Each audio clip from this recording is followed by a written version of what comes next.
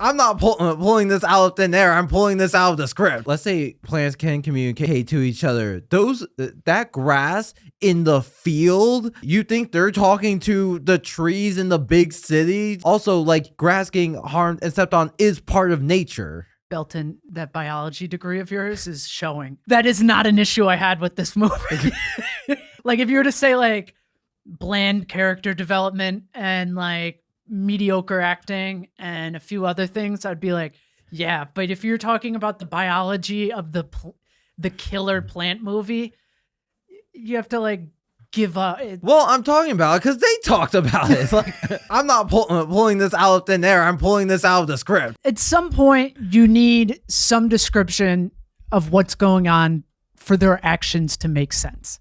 At some point, the idea that it's the plants had to be put into Mark Wahlberg's head.